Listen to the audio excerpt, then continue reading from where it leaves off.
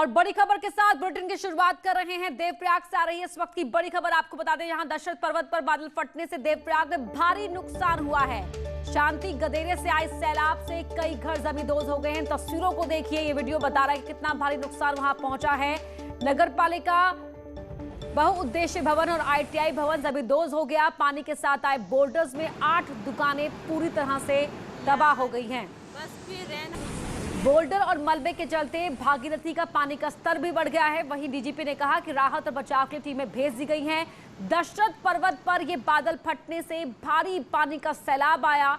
Boulders और मलबे ने यहां पर दुकानों को नुकसान पहुंचाया है। राहत की बात ये रही, जो जानकारी मिल रही है कि कोविड कर्फ्यू के चलते जन हानि के नुकसान की कम जानकारी यहां मिल रही है। पुख्ता तौर पर अभी कोई जानकारी हासिल नहीं हो पाई है, लेकिन यहां 8 दुकानों को नुकसान पहुंचा है। ये शुरुआती दौर में कहा जा रहा है कि 8 दुकानें पूरी तरह तबाह हो गई। जो संगम जाने वाले रास्ते पे है और यहाँ एक ITI की बिल्डिंग है जिसमें ITI चलता था, इसका स्कूल ट्रेनिंग चलती है, वो सारी जो है जमी दराज हो गई है। इसके नीचे कारीगर भी काम करते थे, वो किसी तरह अपनी जान बचा के भागे, क्योंकि ये दुकानें बंद थी। लॉकडाउन होने के कारण जो है लोग कमी थे दुकानों में। और जो सामने संगम जाने वाले रास्ते पे तकरीबन 12-13 दुकानें यहाँ से ध्वस्त हो चुकी हैं। देवप्रयाग में यहाँ पे बहुत ही विकट परिस्थिति में है और यहाँ पे जान माल का खतरा तो नहीं हुआ लॉकडाउन के चक्कर में।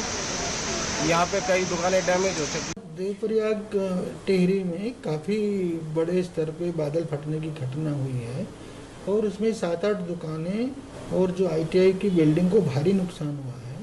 किंतु लॉकडाउन की वजह से दुकानें खुली नहीं थी, बंद थी, इसलिए कोई जनहानि नहीं हुई है। हमारी SDRF की टीमें वहाँ पहुँच गई हैं और यथासंभव मदद पहुँचा रही है। सुधीर भट्ट हमारे सहयोगी फोन लाइन पर जुड़ रहे। सुधीर, किस वक्त बादल फटा था? फिलहाल वहां पर क्या स्थिति है?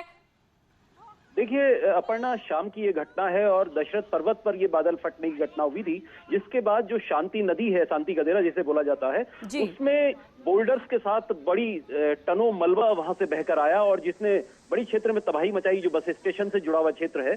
और तुरंत उसी वक्त पे पुलिस ने जो आसपास के जो क्षेत्र के लोग हैं उनको बस अड्डा परिसर और पुलिस थाना परिसर में उनको ले गए थे सुरक्षित तौर पर।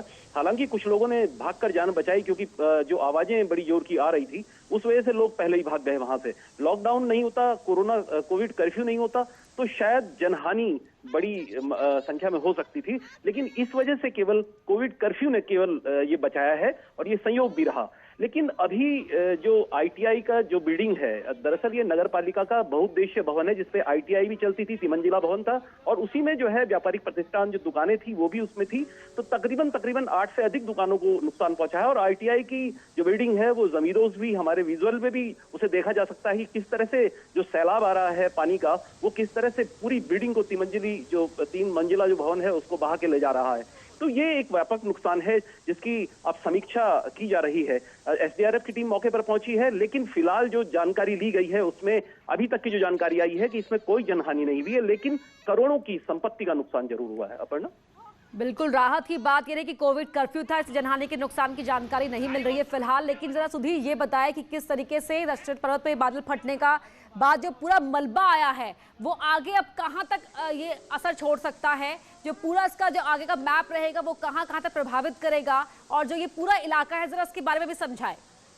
देखिए अपर्णा, जो ये भागीरथी की तरफ असल में देवप्रयाग में संगम है और अलकनंदा और भागीरथी नदियों का संगम है, लेकिन ये और देवप्रयाग पौड़ी और टिहरी दोनों डिस्ट्रिक्ट्स में बटा हुआ है। लेकिन ये टिहरी डिस्ट्रिक्ट की तरफ की घटना है, भागीरथी की तरफ से ये मलबा आया है। ऊपर से शांति गदेरा, जो शांति नदी बरसाती नदी होती है, उस पर उसके ऊपरी क्षेत्र में ये बादल फटा था दशरथ पर्वत पर, और वहां से टनों मलबा, जो बोल्डर्स आए हैं, बहुत बड़े बोल्डर्स और साथ में टनों मिट्टी मलबा जो साथ में बह के आया, उसकी वजह से ये व्यापक नुकसान इसने किया है। जो जिस वेग से ये आया है उसी वजह से ये लगातार इसने कई दुकानों को, 3 मंजिले भवन को, और यहाँ तक कि उसके रास्ते में जो आया और भागीरथी में जैसे ही ये मिला है ये पूरा मलबा और ये बोर्डर, उस वजह से भागीरथी नदी का जो जलस्तर बढ़ा है, उस वजह से हालांकि अभी भी पुलिस ने ये कहा है कि अभी भी वहां पर ये अलर्ट रखा है कि कुछ भी हो सकता है रात में भी। इस वजह से उस पूरे क्षेत्र में अगर जलस्तर बढ़ता है नदी का तो ये ऋषिकेश सहित निचले क्षेत्रों में दिक्कतें पैदा कर सकता है। अपर्णा। सुधीर, बहुत बहुत शुक्रिया आपका इस पूरी जानकारी के लिए। आगे भी आपसे अपडेट लेते रहेंगे। तो फिलहाल राहत की बात ये रही कि कोविड कर्फ्यू के चलते वहां पर लोग ना के बराबर थे, तो ऐसे जो लोग मौके पर थे भी वो वहां से जान बचाकर निकल गए हैं वहां से। और अभी फिलहाल रेस्क्यू ऑपरेशन शुरू कर दिया गया है। एसडीआरएफ की टीमें मौके पर मौजूद है। और अब आपको कोरोना अपडेट दे देते हैं। उत्तराखंड में बीते 24 घंटे में कोरोना के 7,120 नए केस सामने आए हैं, जबकि 118 मरीजों की मौत हो गई है। राज्य में 4,933 मरीजों को आज डिस्चार्ज किया गया। देहरादून में आज 2,201 नए केस आए, जबकि हरिद्वार में 649, उधम सिंह नगर में 813, नैनीताल में 1,152 नए केस सामने आए हैं।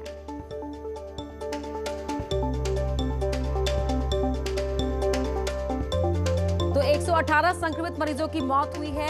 4,933 मरीज ठीक होकर डिस्चार्ज हुए हैं। देहरादून में 2,201 मरीज सामने आए हैं, आज नए केस सामने आए हैं। हरिद्वार में 649, तो उधम सिंह नगर में 813 केस सामने आए हैं।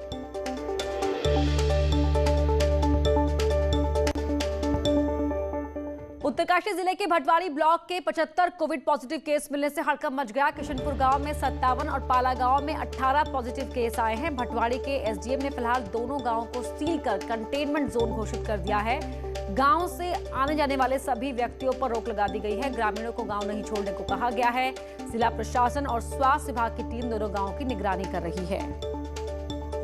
कल ग्राम किशनपुर के 57 लोगों की रिपोर्ट कोरोना पॉजिटिव आई थी, तो इस कारण हमारे राष्ट्रीय विभाग द्वारा ग्राम किशनपुर को कंटेनमेंट घोषित किया गया है और गांव के सारे रास्ते बंद कर दिए गए हैं और गांव वालों को हिदायत दी गई कि अपने घरों में ही रहें। इसके साथ ही ग्राम पाला बारसू के 18 लोगों की रिपोर्ट भी पॉजिटिव आई थी, तो ग्राम पाला बारसू को भी कंटेनमेंट जोन घोषित किया गया है और वहाँ के भी रास्ते सील किए और ग्राम वालों को हिदायत दी गई कि वो अपने घरों में ही निवास करें।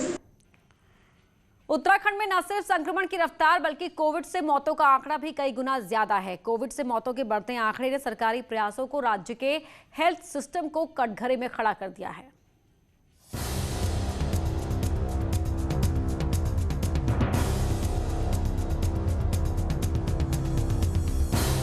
उत्तराखंड में मई 2020 में कोविड से पहली मौत हुई थी। अब एक साल बाद मौतों का आंकड़ा 4,000 के पार जा चुका है और उत्तराखंड कोविड से मौतों के मामले में देश में 9वें नंबर पर आ गया है। मिजोरम, हिमाचल, सिक्किम, मणिपुर, त्रिपुरा समेत 9 हिमालयी राज्यों में उत्तराखंड सबसे ऊपर है। उत्तराखंड में 1 लाख व्यक्तियों पर मौतों का आंकड़ा 37 है। मुख्य सचिव का मानना है कि मरीजों के सही समय पर अस्पताल नहीं पहुंचने से मौतें ज्यादा हो रही हैं। जानकार इसके लिए टेस्टिंग की कमी को भी वजह बता रहे हैं कि लगभग 76% मौतें जो हैं वो हॉस्पिटलाइजेशन के 48 घंटे में हुई हैं। तो ये जो लेट एडमिशन है हॉस्पिटल्स में, वो एक बहुत बड़ा कारण है। उत्तराखंड में बढ़ते हुए कोविड केसेस की जो डेथ हो रही हैं वो अपने आप में एक बहुत बड़ी कंसर्न है। पिछले 10 दिन की अगर हम बात करें तो 1272 लोगों की अभी तक मृत्यु हो चुकी है। ऐसी व्यवस्था क्यों नहीं सरकार स्थापित कर पा रही है कि लोग जो हैं वो स्वयं पहले आ पाएँ? तो ये सरकार के ऊपर बहुत बड़ी जिम्मेदारी इस समय कि लोगों को वो टेस्ट के लिए एक किस्म से प्रॉपर व्यवस्था कर सके, अस्पतालों की प्रॉपर व्यवस्था कर सके। स्वास्थ्य विभाग का कहना है कि समय पर कोविड संक्रमण की पहचान हो सके, इसके लिए संक्रमित मरीज के रैपिड एंटीजन टेस्ट पर जोर दिया जा रहा है, जिससे जल्द रिजल्ट मिले। उन पे एंटीजन टेस्ट किया जाए क्योंकि उसका टर्न अराउंड टाइम फास्ट है, 15 मिनट में रिपोर्ट मिलती है। तो रैपिड एंटीजन टेस्ट भी बढ़ाए जा सकते हैं। तो हम लोग भी उस तरफ बढ़ रहे हैं। हम लोग ये भी प्रयास कर रहे हैं कि RT-PCR जितना हमारा होता है वो होता रहे। उसके अलावा इन एडिशन टू दैट हम रैपिड एंटीजन टेस्ट और करें। तो जो भी सिम्टोमेटिक लोग हैं उनको जैसा बार बार ये बात आती है कि 3 दिन लग रहा है, 4 दिन लग रहा है, देन एंड देयर 15 मिनट में रिपोर्ट मिल जाएगी। राज्य में इस समय 10 सरकारी और 26 निजी लैबों में कोविड टेस्ट किए जा रहे हैं, लेकिन बढ़ते संक्रमण के आगे ये संख्या नाकाफी साबित हो रही है। राज्य में प्रतिदिन 37,000 टेस्ट तक नहीं हो पा रहे, जिसका नतीजा है कि कोविड संक्रमण की पहचान में देरी हो रही है और लोगों की जान पर ये भारी पड़ रहा है। देहरादून से न्यूज़ 18 के लिए सुनील नप्रभात की रिपोर्ट। कोरोना महामारी की मार से जनता त्राहिमाम कर रही है, लेकिन दिल्ली की संसद में उत्तराखंड की आवाज उठाने वाले सांसद है कहां, जो वोट मांगते समय घर की चौखट पर पहुंच जाते हैं।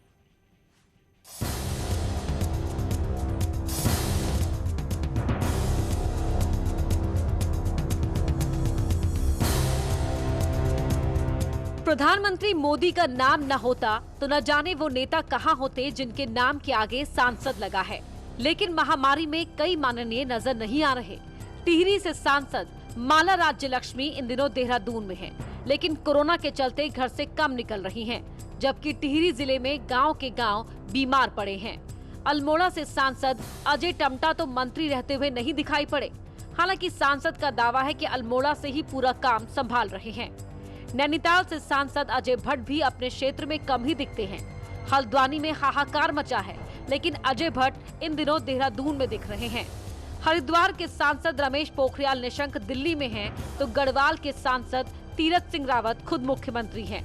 तो ऐसा नहीं है कि कोई सांसद या कोई विधायक 24 घंटे कहीं पर हॉस्पिटल के अंदर रहे, ये उचित भी नहीं है, अच्छा भी नहीं है, बल्कि कामों की मॉनिटरिंग करे।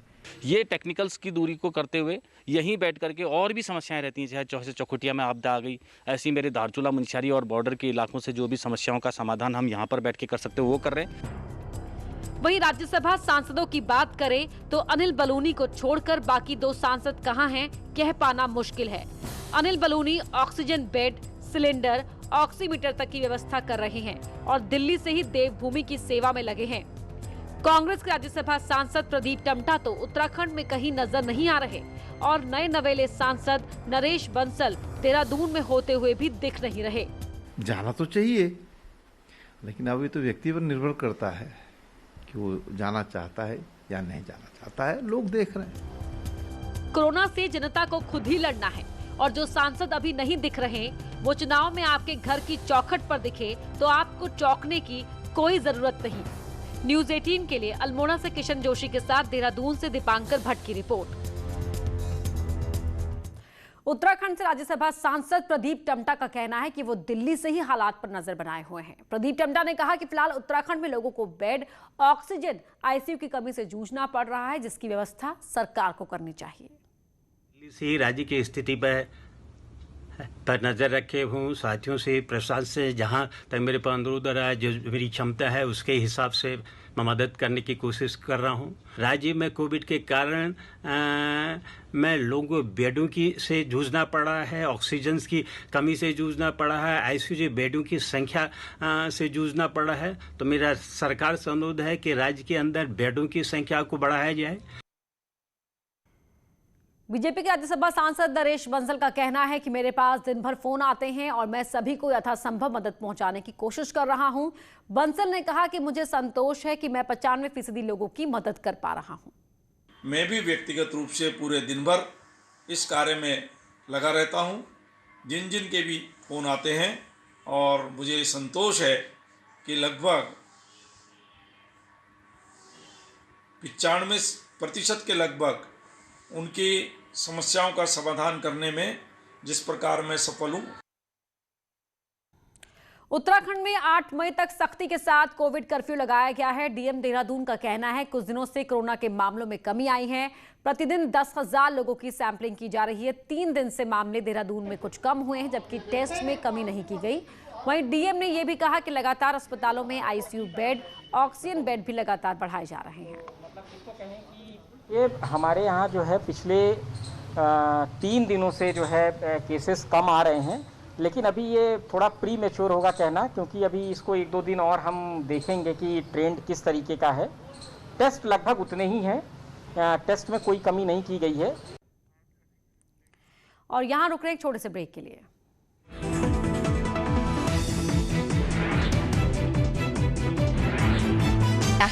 तो वहीं फिल्म का म्यूजिक साजिद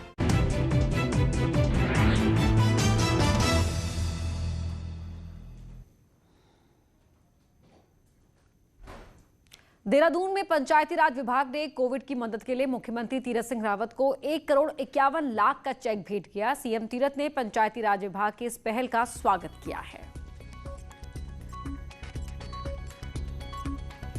नैनीताल में आज दिन के बाद मौसम बदला और शहर में तेज बारिश के साथ जमकर ओले गिरे। मौसम में आए बदलाव के बाद शहर के तापमान में कमी आई है तो नैनी झील के लिए बारिश सुकून देने वाली रही है। मौसम के बदले मिजाज के बाद मौसम सुहावना हो गया है, लेकिन बारिश से किसानों की फसलों को नुकसान पहुंच रहा है। चंपावत में रुक रुक कर हुई बारिश ने एक तरफ गर्मी से राहत दी है तो दूसरी तरफ बारिश के साथ हुई ओलावृष्टि किसानों को नुकसान पहुंचा रही है, साथ ही सीजनल फलों को भी नुकसान पहुंचा रही है। उत्तराखंड की खबरों में फिलहाल इतना ही। आगे देखिए महाबहस।